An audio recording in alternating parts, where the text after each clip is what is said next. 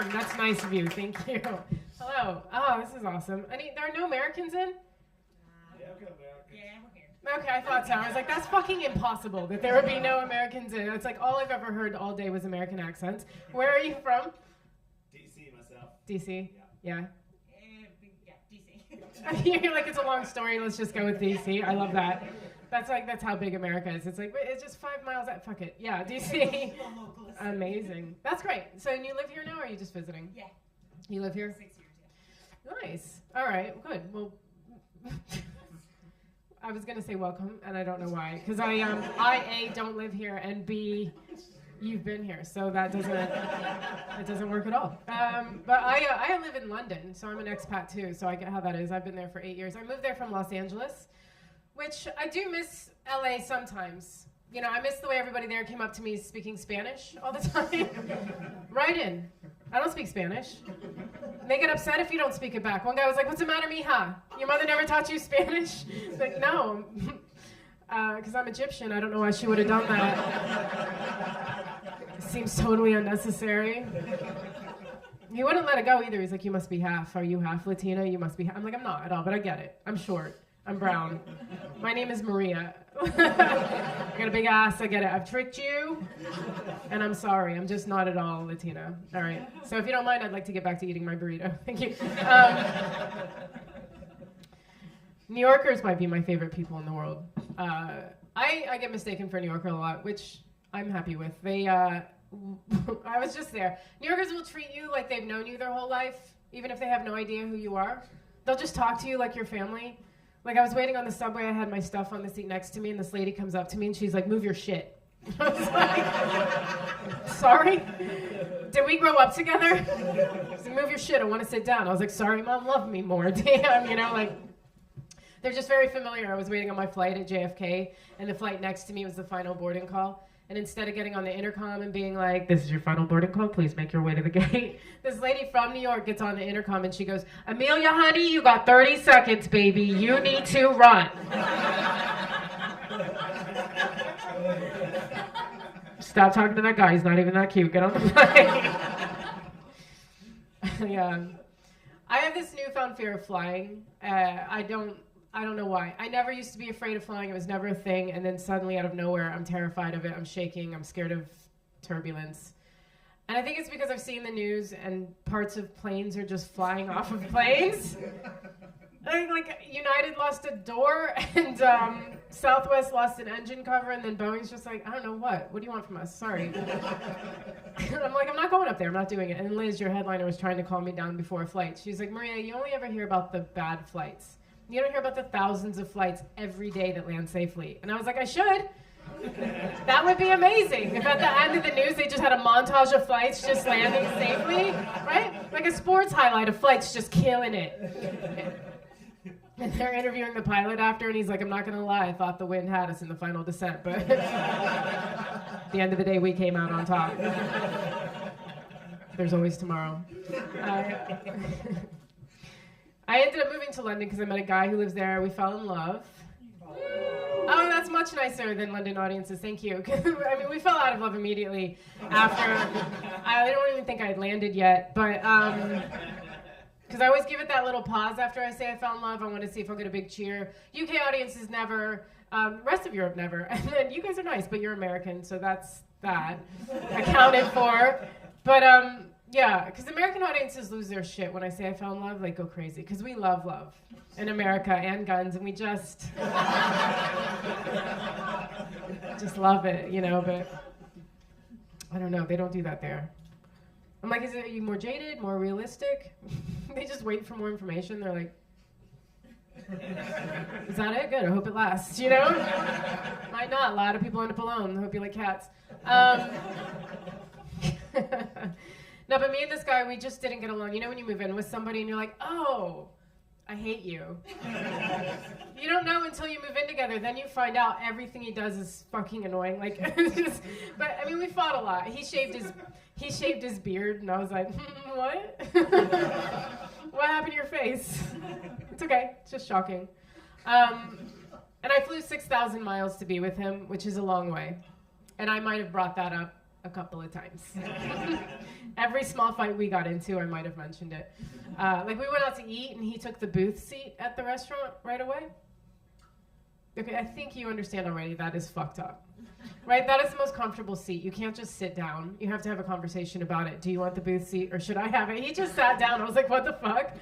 Then I'm like, okay, it's okay. You can have the booth seat because I got to have the window seat on the plane when I flew 6,000 miles to be with you. So enjoy it. Enjoy your booth seat and your life. We were engaged too, and so when we broke up, I gave back the ring, which I didn't want to do. It held a lot of monetary value for me. So that was really sad. And and I stayed in London after because I like it there. It's weird when you're in a new country and you meet people for the first time because you don't know. You're like, did I just meet somebody who's typically British or did I just meet one asshole? Like, you don't know. And Brits, you're not assholes at all. You're very nice people, but you vomit in public a lot. It's everywhere. And like I was talking to a guy outside of a pub and we were having a nice conversation and then just out of nowhere he was like, 1 second. He turned around, which was sweet, and then he comes out and he's like, where are you from? From Los Angeles. We do that in the toilets after we eat like normal people. And my parents are disappointed I didn't get married because, like I said, I'm Egyptian. I'm in my 40s, so I was supposed to be married 30 years ago. So they're like, TikTok, when's this happening? But they don't understand dating. My parents didn't actually date. They were in arranged marriage. They met on The Bachelor season 3, I think it was. And, like, they don't get that joke or any of my decisions in life. But they, because they wanted me to be a doctor or a lawyer or engineer. And, like, that's pretty typical for a lot of Arabs, you know. Because, like, I went to Palestine to do comedy there. Because that's what that region needs. Just dick jokes. So I was like, let me go help. I got you. And, after the show, there was a Q&A, and somebody in the audience was like, why did you decide to become a comedian? And as a joke, I was like, oh, I wasn't smart enough to be a doctor. But they didn't get it. They were like, oh, I'm sorry. Maybe if you study harder, you can do it. I was like, you're right. Yeah, definitely. Thank you. Should definitely have. My dad thinks that I'm his responsibility until I'm my husband's responsibility. Right, but like I'm never supposed to have my own responsibility. Like I'm not supposed to be responsible for myself. Like the women in my culture need a chaperone through life. Like we don't have the same rights as the men. Because my dad wanted to move to New York from Cairo, so he just moved. You're a man, fuck off, bye. Right, and then my mom wanted to move to America, and they were like, okay, let's find you a husband in America, and that's how they were set up. But 3 of my aunts became nuns, which is a lot of nuns for one family. And I was like, Mom, why did all your sisters become nuns? She was like, because they didn't want to get married. And then she caught herself. She's like, because they love God. I was like, no. I knew it. They saw their options. Meet Samir. He doesn't know how to do his own laundry, and he has hummus in his beard right now. You can fuck him every night. Or meet God. The only thing you have to do on your knees is pray. And they were like, yeah, God, that sounds great. Let me get my shit. I was supposed to get married in the Coptic Orthodox Church, because Coptic is an Egyptian Christian. It's a religion that hasn't been updated in 2,000 years, so everything is as it was then. There's no priests with guitars or divorcee meetup groups or anything fun like that. And so on my wedding day, the vows that would have been read to me they're 2,000 years old. They're archaic as fuck. I'm going to read them to you because they're fun. Am I? Or no, did I just delete them?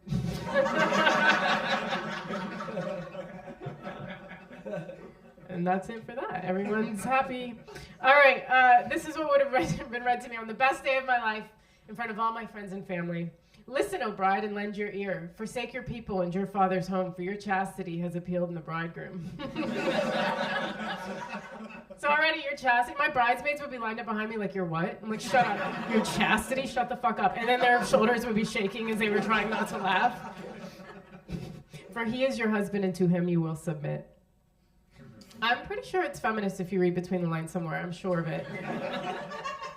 You must honor and respect him. Do not disagree with him, but increase your obedience, for you are now alone with him, and he is responsible for you instead of your parents. You must receive him with joy and cheer. Do not frown in his face. That's what it says. Do not frown in his face, like it was written by a guy who just got into a fight with his wife. He's like, oh yeah? All right, how about this? Do not frown in his face. How about that, Margaret? Stick your shit.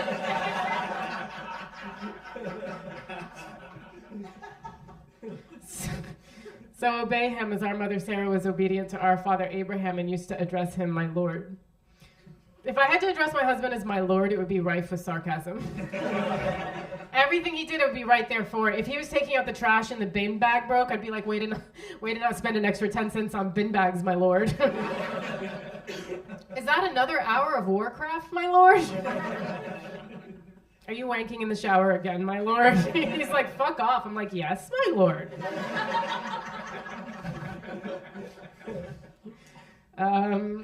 So if you observe all you are instructed to do, the Lord will support you and grant you blessed children who will become doctors, lawyers, and engineers. Fill your heart with joy. Anyone getting married? Want that? Yeah. No. Yes, my Lord. I think my parents were just worried I was going to be single for the rest of my life. But I get it. I lived in LA for 7 years, so I was worried too because LA isn't the place to date. People don't move to LA to start a family. They move to LA because they're sitting in their hometown going, I'm awesome. And the whole world should know who I am. So LA is a collection of every American city's biggest assholes. And I was one. And, I remember being on Tinder thinking, how high do I have to set the age minimum on Tinder before I stop getting DJs? Because it's not 55. And people always try to give you advice too. When I lived in New York, I lived with an older woman. She was like 73 years old. I was going through a breakup then, and she had some really sage advice for me. She was like, if you want to keep your boyfriend, poke a hole in the condoms. That was her advice. She was like, why not? It worked for me. And then her daughter's just in the corner like, and I didn't do that. We broke up, and I cried about him for a long time, for like a month. Like, it was pathetic. And she had no patience for that because she was this real tough New Yorker. So she came home, see me crying one day, and she took a pillow out of the cupboard and started beating me with it. She was like, never cry over a man. And I'm on the floor in the fetal position, like, how the fuck is this my life right now? I'm getting a beat down by a 73-year-old woman. She's like, never cry over a man. Do you want some chicken? I'm like, yes, please. And a needle for the condoms. That wasn't a bad idea. That guy I was crying about, we broke up like 15 years ago or something. And then right after we broke up, he married the girl that he went out with next. And they got married like 10 years ago, and 5 years ago they had a kid together. I don't know, it just feels like we're never going to get back together, It just feels... So I'm dating a guy now, it's all good. No, he's great. He's 11 years younger than me, which makes me a legend. And we're different cultures. He's Scottish, and I'm optimistic. And so I didn't realize how annoying Americans were to Brits till I moved to the UK, and I was like, okay, we can tone it down with the optimism. Like, I hear them loud and clear. They could tone it up a little. But because it rained in April, and he was like, April showers. And I was like, brings May flowers. And he was like, what? April showers brings Mayflower. He's like, I've never heard the Mayflower bit. Have you all heard the Mayflower bit? No? Some of you have. Your English, you have not. Okay, well, good. Yeah, that's funny because most audiences, they have never heard it, which is hilarious to me because brings May showers or brings May flowers is like the nice part of the saying, right? Like that's the optimistic part of the saying. It's the whole reason to say it. And they just cut that right the fuck out. They were like, we don't need it. That's garbage, And I'm like, do you do that with all your sayings? Just go around being like, hey, it's always darkest.